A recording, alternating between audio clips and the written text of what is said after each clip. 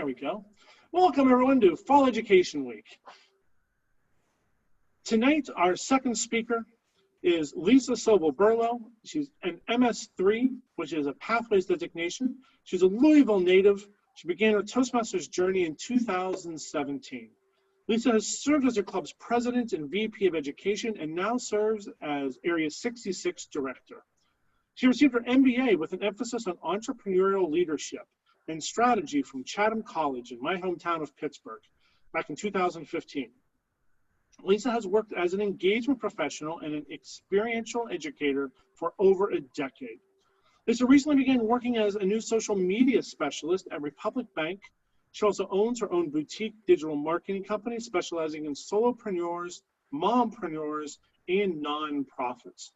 Please give it up tonight as we welcome Lisa Sobel-Berlow and her speech, her presentation entitled Leadership 2020, What I Learned from My Toddler. Give it up for Lisa. Good evening, everyone, and welcome. I hope you are ready to sit down, learn a little bit, and maybe laugh a little bit too. So, how many of you are parents? By a raise of hands. Okay, so some of you have been through this before too. How many of you are parents who have kids under 3 or 4 or 5 right now? If you're raising your hand, go to bed, you're welcome.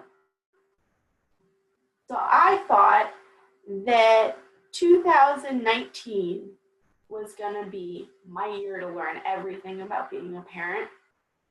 Let's give it up for 2020 people who expected this, having to learn. Everything is new, everything is different. So let me see if I can get my technology to work.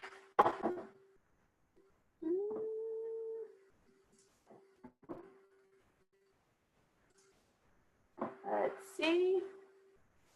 So, technology, making it work when you've been up since 4 a.m.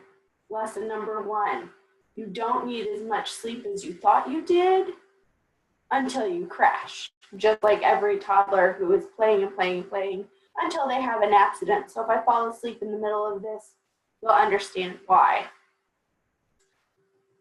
What I want to talk about tonight is 6 really important key leadership aspects. Showing up, learning something new every day, being more like Gumby, be fearless and celebrate accomplishments, negotiate and delegate, and stop, play, and learn. Let's dive into this. And yes, I promise there are toddler photos coming. As I said, this is Flora. She's my 19-month-old, going on 19, has all of her own opinions, and has taught me some of the most important leadership skills I've ever had, because if anybody has tried to lead a toddler anywhere, they know herding cats is much easier. As I covered at the beginning, I'm not a morning person. In fact, up until I had my daughter, waking up was like 10 o'clock for me. I wasn't fully awake until then. And recently I've been finding that I have to wake up every morning between 4:45 if I'm lucky, and maybe 5:30, but probably not. I'm looking forward to 5:30. So what I've learned is that it's all about showing up. And as Woody Allen said, it's 80% of success to show up. And I fully believe that. There are some mornings that, you know, baby shark is what we wake up to because mommy's only at 80%, but it's okay because she's learning the motions and she's singing along and she's not falling off the couch. So it's a win. I also fully subscribe to toddlers saying, wash your face. It's not just about showing up. It's not about just getting up in the morning. It's about showing up fully. And that means, especially in the era of COVID, where we're all staying at home and we're only dressed for waist up, you gotta wash your face. You gotta get ready. You gotta show up and be really intense and focused because all of us have so many other things that are pulling our attention apart. So make sure you wash your face and you show up. The next is they are learning something new every minute. This is Flora and her pile of books. It doesn't matter how many times myself or the babysitter pick up the books, they inevitably end up in a pile, and we will hear her sitting there reading to herself. She's an avid reader at 19 months. No idea what she's reading or what she's saying, but she's doing it. She's learning language skills. And she, like us as Toastmasters, is continually working to improve herself.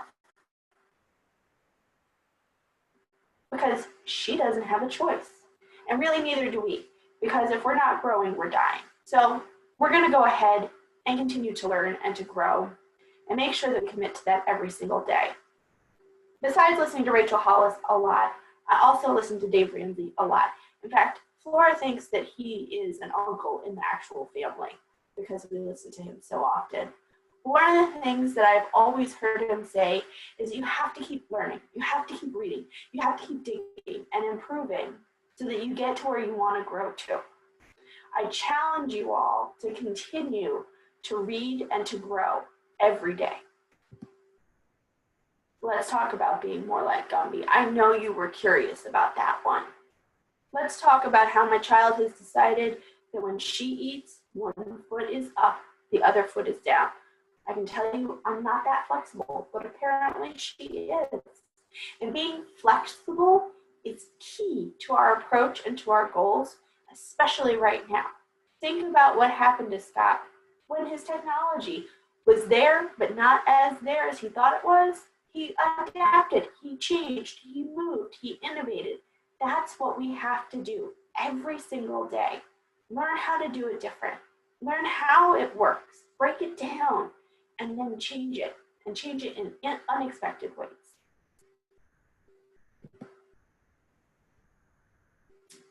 Let's talk about being fearless for a minute.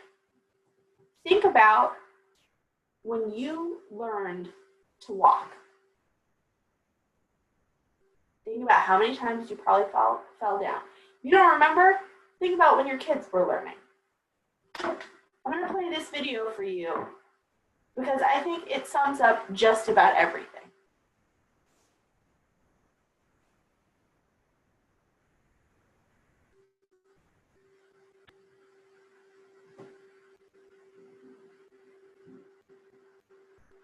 And I have a feeling that the audio is not playing. So I'll tell you what she's saying. She's screaming, go! Go!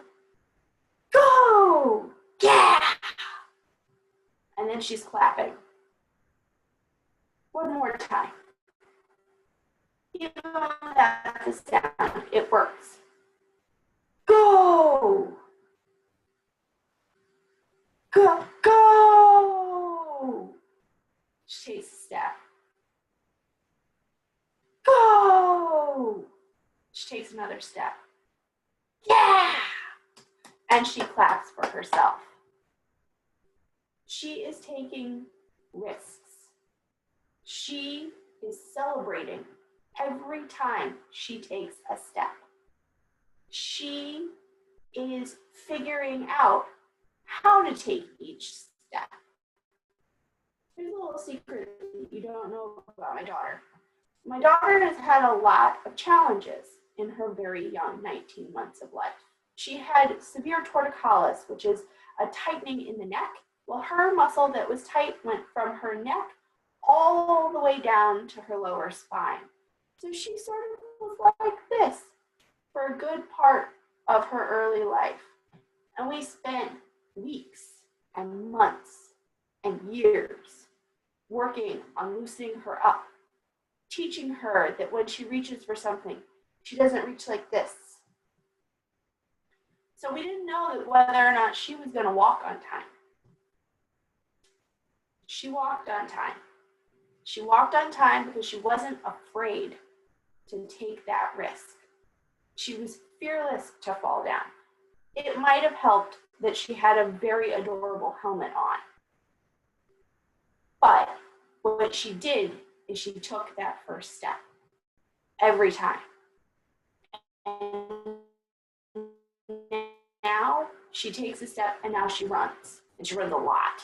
In fact, I had to buy extra running shoes because she runs so much. She has so much fun being active and exploring. Today, she picked up a rake because we were raking the leaves. And what side does she pick it up from? The pointy side. All of us know that you shouldn't pick it up from the pointy side. It could go in your eye. But she doesn't know that. She just wanted to find out what it was. And when she got to jump in the leaves after she helped me, she was so excited that she threw the leaves up in the air because it was so much fun. Another thing that Toastmasters has actually taught me about leadership is the last one on this slide, in the last part of that video. How important it is for us to clap. It doesn't matter if it's a small win or a large win. You have to clap for everything. Think about how wonderful it feels to hear a clap. And most people, when they're clapping, they've got at least a smirk, if not a full smile on their face. So try and think about different things that you can clap for every day. And on Zoom calls, if you don't use the little clapping emoji, that's okay. You can also do this, which is clapping in sign language, or you can give a big thumbs up. It does the same thing. The other thing that toddlers do that I think is amazing is every time they slip or they fall or they misstep, or in Flora's case today, she went backwards down a hill full of leaves. She stops, thinks for a moment, and goes, I'm okay. When was the last time that you as a leader saw somebody stumble or stumbled yourself and stopped for a moment, regrouped, said it was okay, and continued on? In fact, for toddlers, they're more likely after they say I'm okay to go and do the exact same thing, whether or not they got hurt, because they're learning from it. And that's what we should be doing too. Learn from every slip, fall, and misstep. And remember, it's okay. It's learning. It's growth. It's important.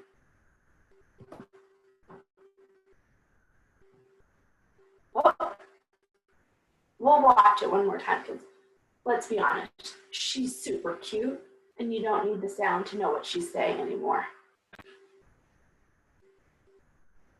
Oh, Flora.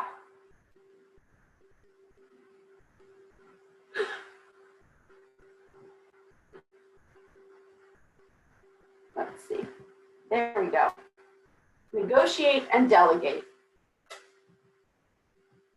I've had to correct my kids' teachers on more than one occasion. We got a note home saying that she was bossy.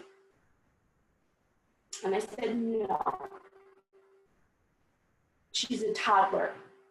Toddlers can't be bossy. And if she was a boy, you wouldn't call her bossy. You'd say she shows great leadership skills, because that's what she's doing. She's informing her classmates that she knows something and wants to share it with them and show them. And for being in the middle of her age group in the class, she's the smallest one. So the fact that she's at the front of the line every time they go on an adventure walk says a lot, because she's fearless. But what you can see her here is telling her friends at school about the bubbles that you don't see because they all popped. But she's describing them to them. She's pointing them out. She's talking about how great it is. But I've learned with who's very headstrong, just like me. I know that I have a lot of club members that are listening to this tonight, and they know how headstrong I can be. My daughter got that same quality. So what do I have to do with her when I want her to get dressed? Because I read in the parenting book that at this point you should be giving your toddler choices. I need to give her choices I can live with. And then I have to let her choose. And then I have to let her wear what she's chosen to wear or eat what she's chosen to eat. Earlier last month, I helped my team lead a team as part of my fourth level in my path to do a virtual open house for my club, something that was very new. We'd never done a virtual open house. Most of our clubs have never done a virtual open house. And in leading and learning from that project, I didn't quite fully have a vision of what I thought it should look like. Now, part of that was on purpose, because I wanted to hear from my new team members, especially the ones new to our club. But when I read the 360 evaluations, one of the things that surprised me is that on more than one occasion, sorry, work computer, go away. Ah, technology, go back. Okay. So one of the things that I found from the 360 evaluations is that they wanted me to show more leadership and to give them choices. They wanted me to think through what my vision was for the event and give them choices. And when we did have choices, and I let them choose the choices, I then let them take on the responsibilities. One, we decided to give out prizes. How do you give out prizes at a virtual open house, you ask? Great question. We did some thinking and some brainstorming, and we came up with the idea of sending out virtual gift cards. And we said we live in Louisville, and we want to support local businesses. So we decided to give out gift cards to local businesses, specifically restaurants that people could order out and enjoy. So one of our new members was tasked with finding out which restaurants and coffee shops had virtual gift cards that we could email. And that's what we did. But I didn't do the research for him. I let him come back. And what he came back with were really great options that the group then chose from. And I have a feeling that our two winners were very excited. Another thing that we did that was inspired by a speech that somebody gave several years ago and that we were reminded of by one of the members on the team was that we made sure that the person who came in last with our virtual trivia was given a prize as well. Because it's just as important to win as it is to come in last. Keep that in mind for your next open house. It's just as important to win as it is to come in last.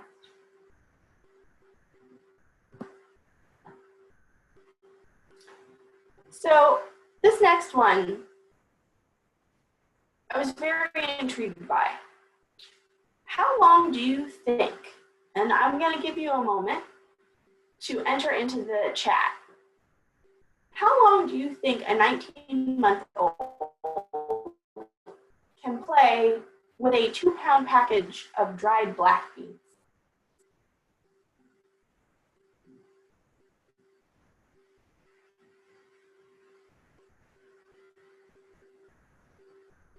How long? Hours, 2 hours. Dried black beans, or any black bean, any beans for that matter. 30 minutes, a week, hours. It's about 45 minutes before mom goes crazy picking them back up out of the bin that she's been throwing them out of, if you're honest. But she could stay there for hours. And since mom cleans up the beans, we do it on a regular basis. I have yet to find an answer to that problem of having to pick them up, But at least she's now learned that she has to pick them up. I use this example because she gets hyper focused on the smallest little details. I literally timed her on Friday that she was sitting there with a spoon and a cup and a box of beans. And she would pick up 2 beans at a time and dump them in the cup. 2 beans at a time, dump them in the cup. So the cup was about a third of the way full. And then this is Mom's favorite part, right? Where do you think it went? Literally flying everywhere. And she started again. Because she was learning how to control that minute detail. Just like she hyper-focused in when I said it was time to clean up all those beans that she flung everywhere. 1 bean at a time. And she didn't want Mama's help to pick up every little bean. I'm still finding the beans, by the way. She keeps putting them in little boxes for me, which is really nice. But,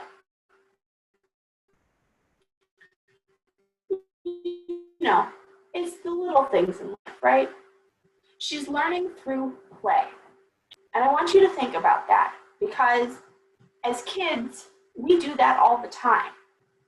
As adults, how often do we learn through play if we're not playing with our kids? How often do you learn through play? I can tell you my answer before I had my child was almost zilch. I can't even sit through a board game with my husband because we're both too competitive. We have to have other people to be buffers. And so I'm not learning through play then. And being competitive, that's a different thing, different topic. I want you to think about how you can add play into your experience in Toastmasters. Is it being silly and taking on the opportunity to give a speech as your dog? Check, I did that. Is it taking the time to wear several different hats and layering them on top of your head to illustrate a point? Think about how you can learn through play. I feel like Pathways gives us this opportunity, but not as much as some of the old advanced manuals that were specifically around things like giving a toast. Or at one point I had to read a story and it had to be a 7-minute story.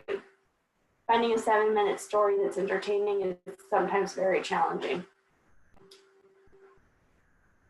The other thing that toddlers teach us is that people come first.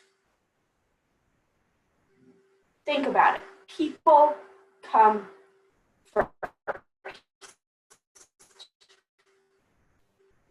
And they're always honoring the person in you. I can't tell you how many times my daughter will come up to me and pat me on the back, like I do when she's trying to fall asleep. Mom, it's okay. I don't know what's wrong that she thinks I need that, but Mom, it's okay. Or she'll just run over and give me something. I don't know why I needed the card that had the face that said shoulder shrug at that moment. But that's what she thought I needed at the time. Great leaders honor the fact that it's their people first. And I think a lot of leaders, especially in the work environment these days, are coming to learn that. Because let's be honest, so many of us are facing so many challenges we never expected to face. I never expected that I would be weeks without childcare at a time and have to manage my full-time job, full-time mommying, and my husband's full-time job without any help because we don't want to expose our loved ones to potential germs. How are our employers sitting back and going, wait, we have people first. How can we honor that? And some employers are doing that better than others. But we as leaders need to help remind them that if we honor the people first, they will work harder and smarter and be more devoted to us, just like a toddler is to a parent. So if you take nothing away besides the cuteness of my kid, and yes, it was very challenging for me to choose which pictures to choose from, because let's be honest, I have so many of her eating in different strange positions that the Gumby post was really the hardest. But remember, especially now in Toastmasters, I think that this is key for all of our clubs. The number one thing as an area director I hear is people are struggling with engagement in their club. Their members aren't as engaged. It's about showing up. It's about learning something new every day. It's about being more like Gumby, which means that yes, you may prefer the old books, but we have pathways now. Or you may prefer to meet in person, don't we all? But we're now having to do it online. Be fearless. Celebrate every accomplishment, even if it's just that you all showed up and had a good laugh. Negotiate and delegate. How many responsibilities are you holding in your club that you could give the opportunity for learning and growth to a new member, to show them more about Toastmasters? And remember to stop, play, and learn.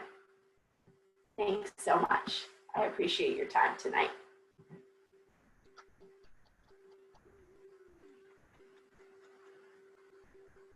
That is fantastic. Thank you so much, Lisa. That was very, very well done. And considering that you have now been up for 16 hours and you were still able to get through that 17 hours without any issues at all, congratulations. And thank you so much for our wonderful presentation. Everyone, give it up for Lisa. Give it up for Lisa. Thank you. Wonderful, wonderful job. So Lisa, I hope that you realize that now that you've done a presentation about leadership lessons you learned from your toddler, you're going to have to come back in a few years with leadership lessons you learned from your teenager, which leadership lessons you learned from your elementary school child. This has got to be a thing to go forward, but thank you so much. That is absolutely awesome. Scott, I think the next one I have to do is leadership lessons I've learned from my dog. Oh, I'm right there with you. I'm right there with you. I'm happy to answer any questions if people have questions, or I'm also happy to know that it's 8:30 at night and unlike me, you may want to go to sleep.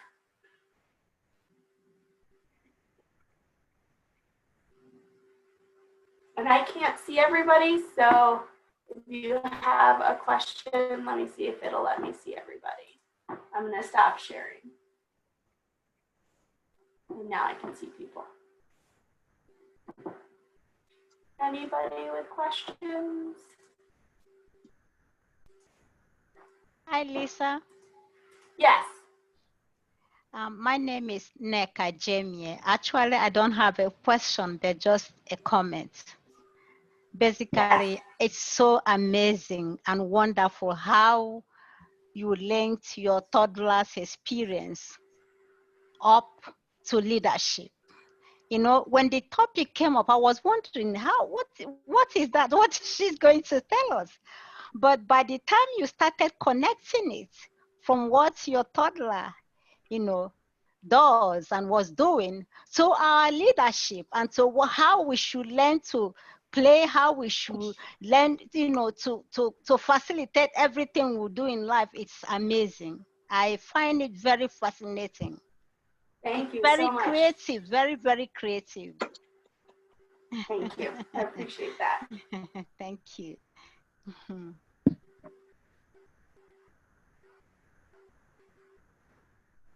Lisa, I think it'll be fun to hear a presentation, leadership lessons your toddler thinks that she's teaching you. So flip the point of view. Because I think your toddler might think that she's in charge. Yeah. Or actually, I think She your definitely toddler thinks she's might be in charge. Except for bedtime. True. Other questions, comments?